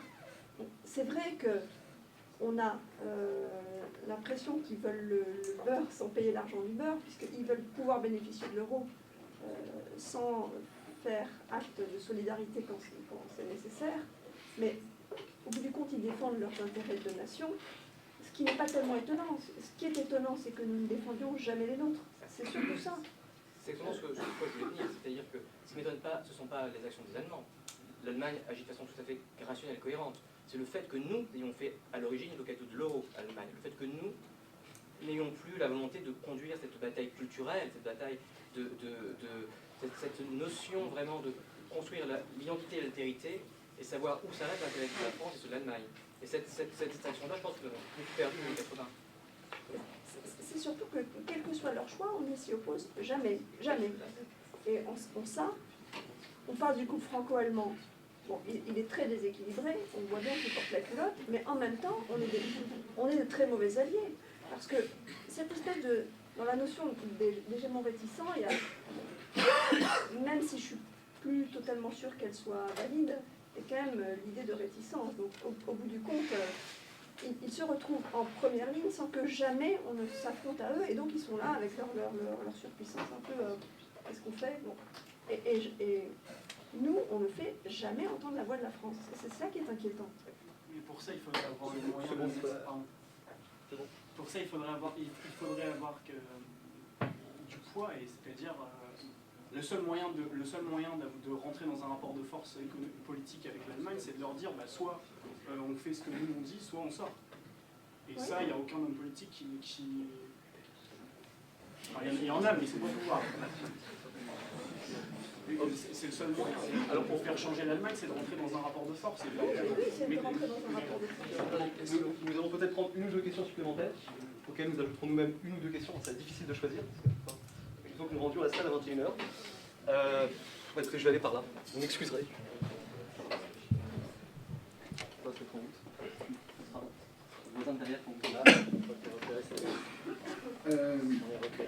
Allô.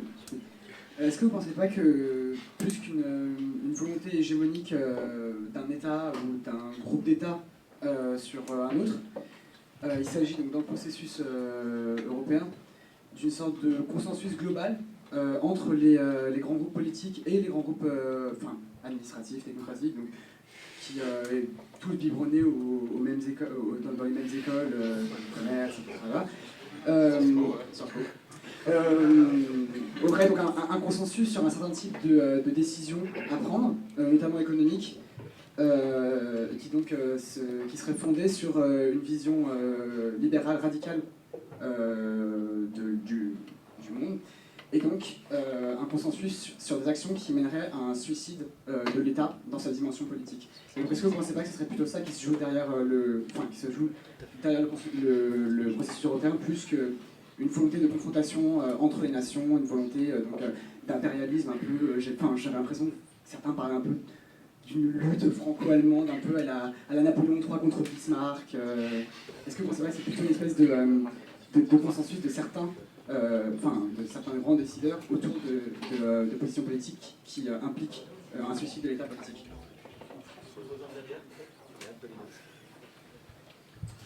Bonjour. Donc ma question porte sur ce qu'a dit Pierre Manant à propos de la construction de la nation. Il disait qu'une nation, c'était avant tout une communauté d'éducation dans une langue commune. Que pensez-vous du coup de la nation suisse qui s'est constituée justement sans cette éducation dans une langue commune? Et pensez-vous que l'Europe... pourquoi ne pensez-vous pas que l'Europe puisse devenir une grande Suisse? Merci.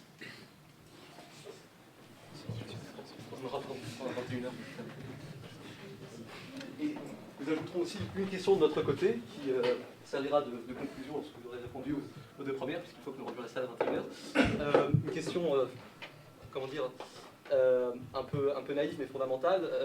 Que faire? C'est-à-dire, quel avenir finalement pour les peuples européens? Oui, je suis très ambitieux, mais est-ce que vous pensez, plus simplement, est-ce que vous pensez que l'Union européenne pourra continuer à subsister sous sa forme actuelle? Est-ce qu'elle croulera sous le poids de ses propres contradictions? Ou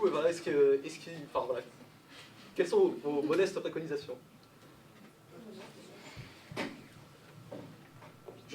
Alors la première question était... Le consensus... Oui, c'est ça, sur le rapport impérialiste. Juste un mot. Je crois qu'en effet, c'est pas le problème, c'est pas l'Allemagne. On veut dire les BMW produit des voitures que apparemment les Européens et les autres ont envie d'acheter. Bon, l'industrie allemande a toujours été supérieure à la nôtre. Bon, la réunification s'est faite. Pour ma part, je m'en suis réjoui. L'Allemagne a toujours, le problème de l'Allemagne, le problème de l'Europe, a toujours été cette surpuissance relative de l'Allemagne en Europe. Bon, aujourd'hui, elle ne présente plus de danger militaire. Le danger, je crois, c'est moins le différentiel de puissance allemande que le fait que cette puissance allemande se soit à ce point mêlée aux institutions européennes et que les institutions européennes aient épousé les points de vue, disons, les points de vue, de gestion politique, économique allemand. Donc, et dès lors, la politique est beaucoup moins lisible. Dès lors que les agents ne sont plus distincts, la politique est beaucoup moins lisible. Et aujourd'hui, il y a un souverain tout-puissant, ou presque tout-puissant, mais absolument opaque, qui est fait par qui est constitué de la chancellerie allemande, de la Commission de Bruxelles, de la Banque centrale, et de cette sorte de tissu conjonctif des institutions européennes dans laquelle l'Allemagne a un rôle dominant, mais encore une fois, non circonscrit. Et c'est là que l'on se dit que les vieilles nations avec une physionomie distincte, bien sûr, cette distinction des physionomies les amène à se heurter, mais aussi les rend capables de reconnaître leurs limites et les limites de leur influence, et aussi de négocier. Et là, nous sommes dans une situation où, précisément, toute attitude comme celle que vous suggériez, où la France s'oppose à l'Allemagne, se heurte à cette difficulté, non seulement dans les institutions européennes, mais aussi dans l'opinion, qui consiste à dire « Ah non, on ne va pas recommencer. On ne va pas recommencer. » Et ça, c'est très très fort. C'est très très fort. Donc, c'est là, je crois, en effet, la question, mais vous avez raison, je crois, nos hommes politiques devraient savoir trouver les mots pour dire à l'Allemagne ce qu'ils ont à lui dire, sans donner l'impression qu'en effet, ça va recommencer. Voilà.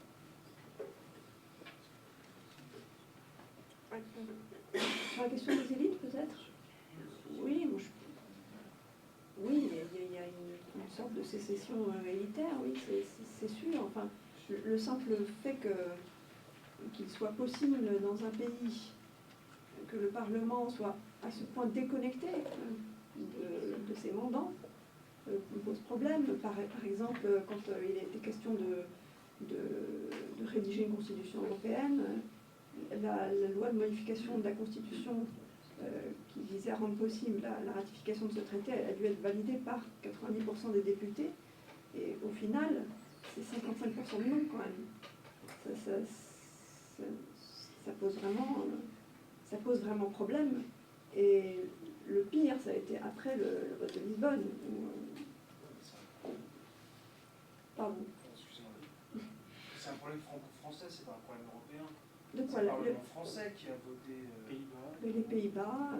Pour parler de la France, vous parlez du problème du vote par le Parlement contre le référendum français, enfin du peuple, je comprends bien, mais c'est pas l'Europe, c'est la France. C'est le Parlement français, les politiques français, le président français qui a demandé au Parlement ce vote. Pas seulement. Il y a un problème démocratique en Europe qui ne se pose pas qu'en France. Parce que les Pays-Bas ont également voté non en 2005 et Lisbonne est passée chez eux. Les Irlandais ont voté non. Bon, bah, eux, on les a fait revoter jusqu'à ce qu'ils votent bien. Au deuxième coup, c'était déjà bon. Le problème démocratique, je suis d'accord avec vous, qui est présent en Europe, mais c'est pas l'Union européenne, là, pour le coup. Autant pour d'autres, je suis d'accord. Elle s'est fabriquée, l'Union européenne s'est fabriquée sur cette aversion pour la démocratie. Dès le départ, si vous plaît, laissez quand même nos intervenants terminer leur phrase. Le projet de Jean Monnet, c'était quand même de soustraire les grandes décisions à l'humeur des peuples. C'était ça son projet. C'est pour ça qu'il a imaginé la CECA, et c'est pour ça qu'il a imaginé, lui et les autres pères fondateurs, la Cour de justice européenne. L'idée, c'était quand même bien que ce soit des techniciens qui gouvernent et non plus le peuple sujet à des sautes d'humeur. C'était ça le projet. Depuis le début. Je crois que la deuxième question était destinée à M. Manant et elle portait sur la nation suisse comme contre-exemple possible à l'idée d'une nécessaire unité linguistique. Vous avez raison, mais la nation suisse est un contre-exemple à toutes les règles et lois de l'économie, de la politique, de la religion. Donc, non, vous admettez que la Suisse est un cas singulier. J'ajoute simplement deux choses. D'une part, la situation de la Suisse est inséparable de sa neutralité absolue, qui est une notion très spécifique, très curieuse, très intéressante, et qu'évidemment cette notion n'est pas applicable à un pays comme l'Europe, même si l'ensemble de pays comme l'Europe, même si l'Europe, certains aspects certaines tendances européennes vont vers une sorte de neutralité généralisée. Et d'autre part, on oublie toujours dans le cas de la Suisse que l'acte fondateur de la Suisse, c'est une guerre civile, c'est la guerre du Sonderbund, qui n'a pas duré longtemps, qui a duré quelques jours, en 1847, mais par laquelle les cantons protestants ont écrasé les cantons catholiques. Bon. Je veux dire qu'il y a eu une action fondatrice, pas une guerre de sécession, mais une journée qui a ressemblé à une guerre civile, ou quelques jours. Mais donc il y a eu malgré tout une action fondatrice. Et je crois que, alors je ne dis pas qu'il nous faudrait l'équivalent de ce genre d'événements pour fonder l'Europe, mais donc si vous entrez un peu plus dans le détail de l'expérience suisse, vous verrez quand même tous les aspects par lesquels elle n'est pas transposable à l'Europe, je crois. Donc la dernière question, et je pense que nous consacrerons les 8 dernières minutes qui nous restent, portait sur vos potentielles prédictions rationnelles, évidemment, sur l'avenir de cette structure qu'est l'Union européenne, et plus généralement sur l'avenir de cette idée de supranationalité, plus largement. Les deux questions sont liées, on ne peut pas dire qu'elles se coupent complètement, mais enfin, comment voyez-vous le destin de l'Union européenne? Est-ce que vous pensez qu'elle peut continuer à vivre en étant rejetée par ce qui semble être aujourd'hui une majorité des citoyens de l'Union? Est-ce que... Enfin, voilà. J'ai du mal à terminer une phrase, mais je vous laisse terminer. C'est pas que faire, la question. C'était que faire. Moi, j'aurais tendance à dire que déjà, il va falloir qu'on abandonne la monnaie unique, parce que qu'on l'abandonne ou qu'on la transforme, parce que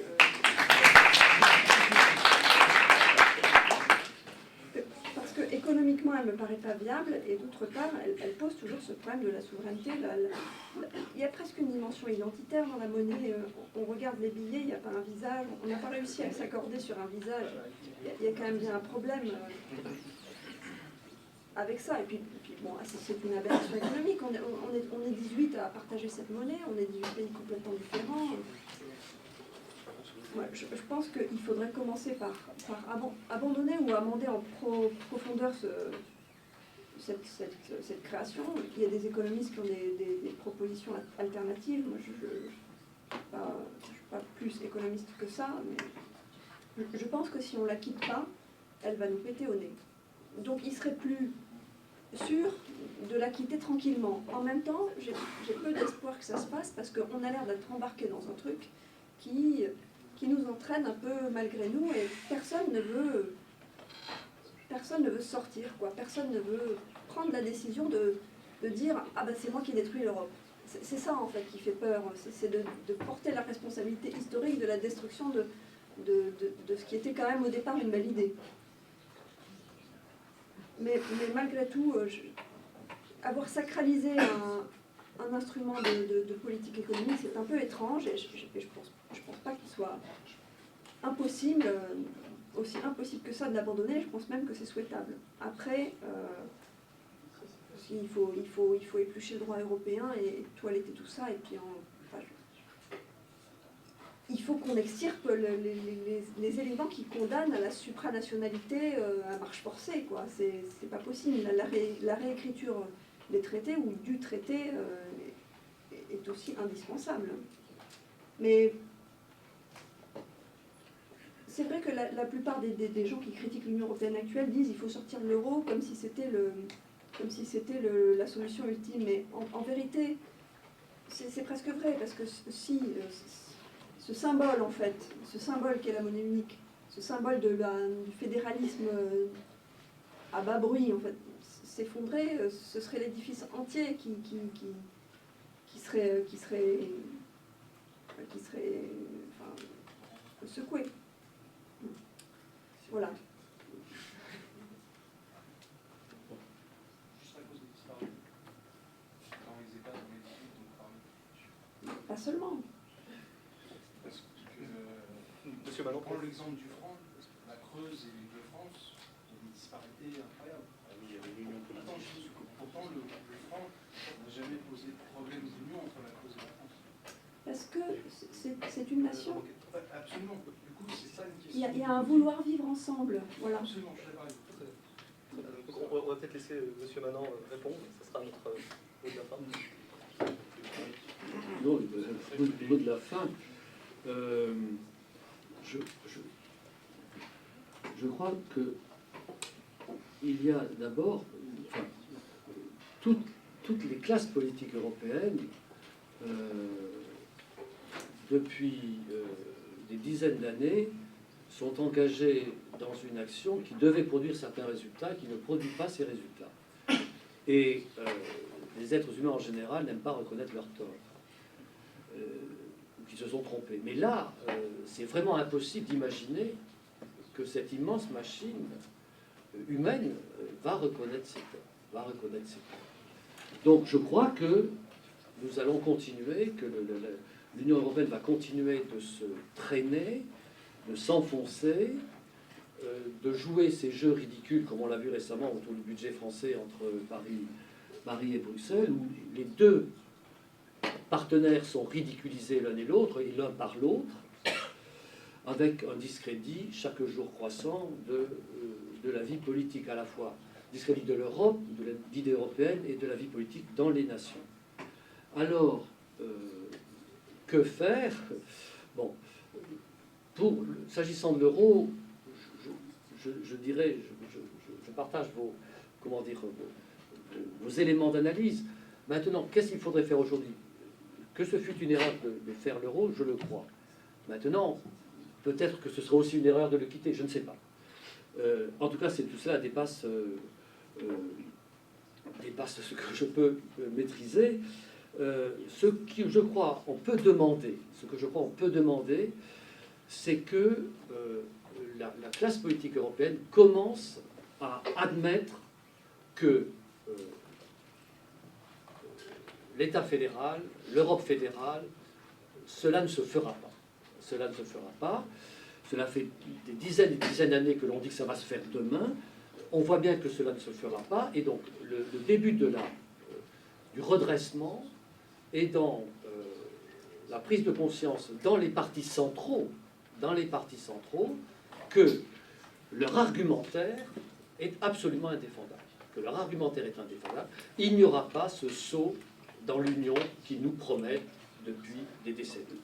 Et que donc, puisque nous ne pourrons pas nous unir davantage, il faut, comme vous le suggériez, non pas nous désunir, mais nous détacher doucement et amicalement les uns des autres pour retrouver, nous, les différentes nations, de la liberté, une liberté que nous pourrons mettre à l'œuvre dans des collaborations et des actions communes des nations européennes qui auront retrouvé leur liberté. C'est une opération extrêmement délicate. Pour les militaires le savent, la retraite, c'est l'opération militaire la plus délicate. Les pays européens doivent faire une certaine retraite, se séparer un petit peu, pour trouver les moyens de se réunir ensuite d'une autre façon.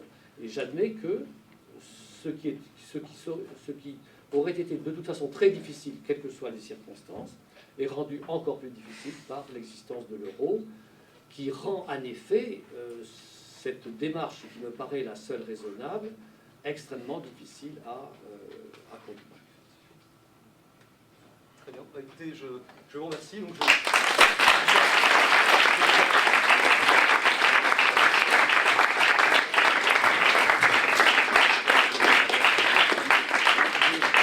nous tenons évidemment à remercier Coralie Delhomme et Pierre Manon d'avoir si gentiment accepté notre invitation. Nous remercions tous d'être venus. Nous espérons que la conférence a été à la hauteur de vos attentes, ce dont nous ne doutons pas au vu de la qualité des interventions. J'en profite pour glisser un mot à propos de l'association. Critique de la raison européenne est une association. Qui dit association dit adhésion. Ma foi, si vous souhaitez nous rejoindre, nous soutenir, nous aider à développer nos activités à Sciences Po et ailleurs, nous sommes dès maintenant à votre disposition. Merci à tous.